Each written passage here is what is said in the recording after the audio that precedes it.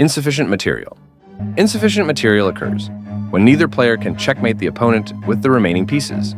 Since you cannot deliver checkmate with a knight or bishop alone, if you end up with one of these pieces, it is declared a draw because your material is not sufficient enough to checkmate the king. Impossible to mate. This type of draw occurs when there are no pieces left on the board, except for the kings. This is different from the previous situation because here there is no possibility of winning.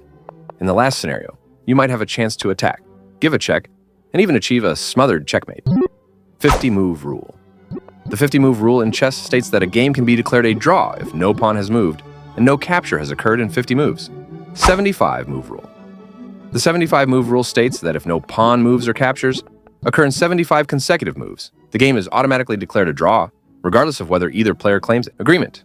The agreement rule allows players to mutually agree to a draw at any point during the game, regardless of material or position on the board. Dead position.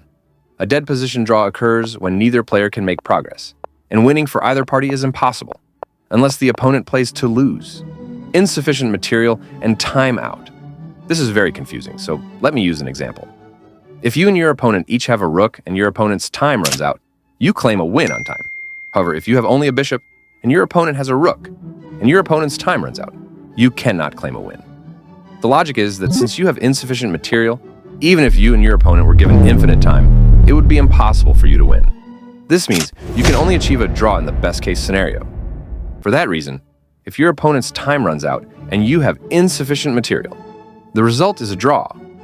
He can't checkmate you because he has no time, and you can't checkmate him because you do not have sufficient material.